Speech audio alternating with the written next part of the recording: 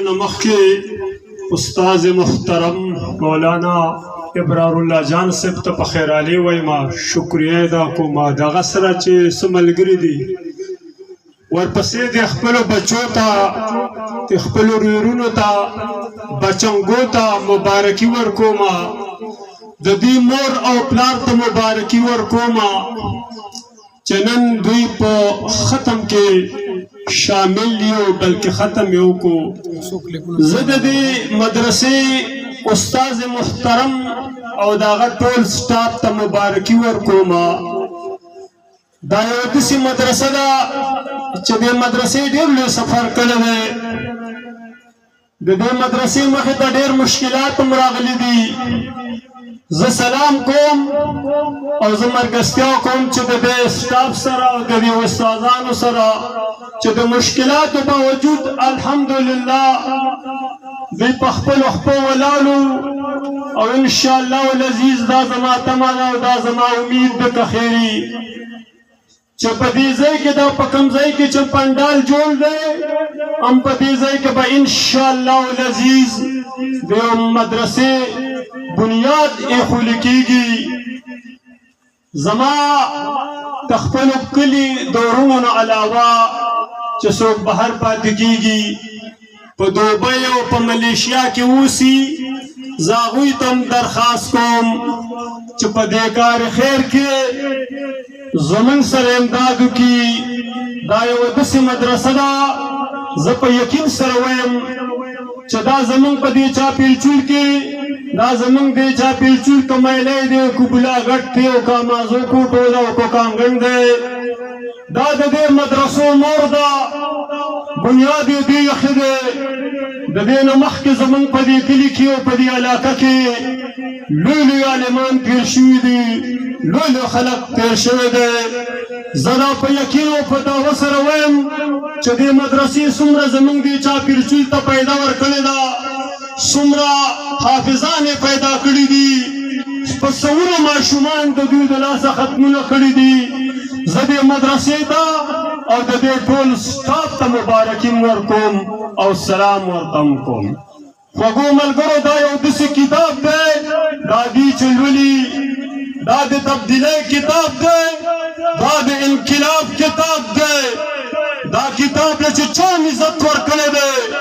دې کتاب له چې چا اهمیت ورکړی دی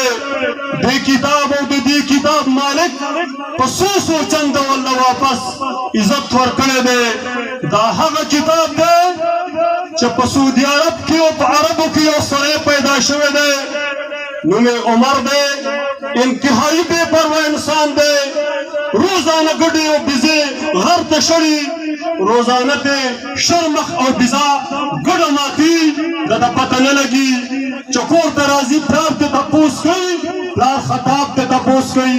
تا سل ګډې بوتلې وې اوس دې یو کم سل راوستی بله ګډه څه شوه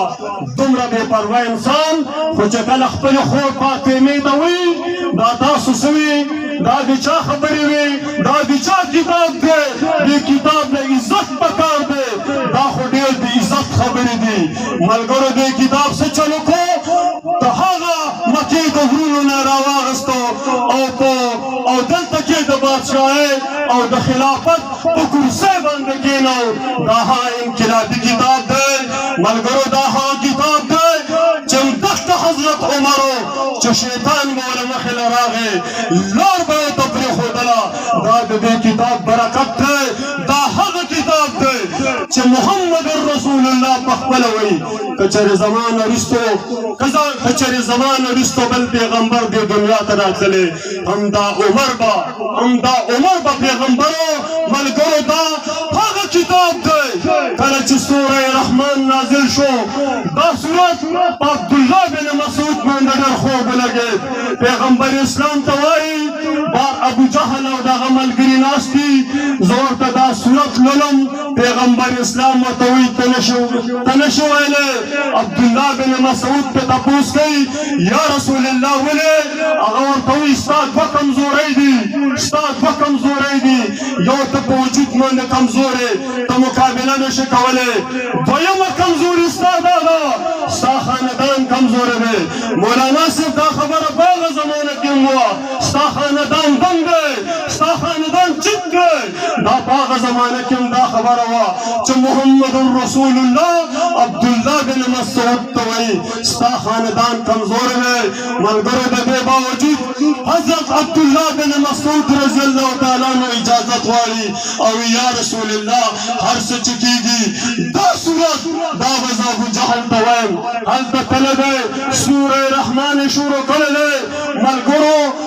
د مکې کافران پرې د یو د بل رالو او ابوجهل وله ډېر ډونګي ګوزارونه ورکړه چې په سر او په پوزه باندې وینه راماته شوله همدا تماشا رب ذوالجلال برای راست اینی دا تماشا خدای پاک پخپله اینی او جبرائیل ته حکم کوي ورشه پیغمبر ته په وخت کې ووایه چې عبدالله بن مسعود نه رسېدلي د هغې نه مخکې ورسه او ورته ووایه چې عبدالله بن مسعود را روان دی په پوزه یې وینه ده په سر یې وینه را بهېږي خو یا رسول الله الله تعالی وایي چې ډېره زر ده ډېره زر ده چې عبدالله چې د ابوجهل په پوزه کې به د عبدالله بن مسعود لاټي اچولي او د مکې په شګو کې به راکاږي هېڅوک پکې تپوس نه وي پیغمبر اسلام ډېر خوشحاله شو په مخ مبارک او په شونډو مبارک یې خندا راله داسې مسکا غونته کې راله په دې کې عبدالله بن مسعود را دننه شو چې ویې کتل پیغمبر اسلام خاندي په شونډو یې مسکا ده عبدالله بن مسعود خفه شو چې یا رسول الله زما دې حال ته وګوره په ما دې وینو ته وګوره او ستا په شونډو دې مسکا ته وګوره د الله تعالی پیغمبر په دې نه خوشحاله د الله تعالی په دې پیغمبر په دې خوشحاله الله تعالی ته به ما له دومره طاقت راکړي خدای پاک ته به اسلام نه دومره طاقت ورکړي چې د مکې د ټولو نه غریب سړی هغه به د مکې د سردار په پوزه کې لاټي اچولي او ځان پسې به راکاږي ملګرو پیغمبر اسلام عبدالله بن مسعود ته څه ونه وی ډېره زر دا د بدر معرکه جوړه شوه ډېره زر وه چې د بدر معرکه جوړه شوه جنگ شروع شو ماښام شو څوک شهیدان شو څوک مردار شو پیغمبر اسلام عبدالله بن مسعود ته وایي ورشه که نه د ابوجهل حال راوړه عبدالله بن مسعود تللی دی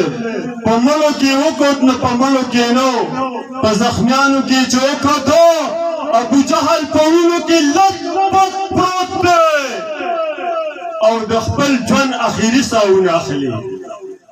عبدالله بن مسعود یې خېټه ته وښود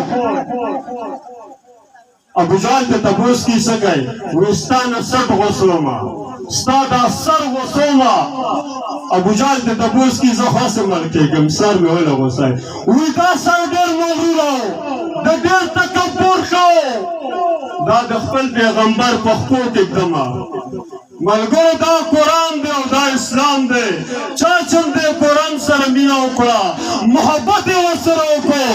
رب ذوالجلال به په دې دنیا کې هم او په هغه دنیا کې هم الله تعالی به ورله عزت ورکړي زه یې وارې بیا درخواست کوم د خپلو وروڼو ته د کلي د مشرانو ته او کبار څوک راغلي دي د دې مدرسې سره به ارومرو تعاون کوو او انشاءالله زما ډېره کمزوري ده زما د غریبۍ اوږدې اوږدې کیسې دي خو بیا هم دا زموږ کلی دی دا مدرسه کمزورې ده انشاءالله د اوبو د هینډپمپ او د بور انتظام به پکې زه کوم نور ستاسو نه تمه ساتم امید ساتم او ستاسو د ټولو ډېره ډېره مهرباني او ډېره مننه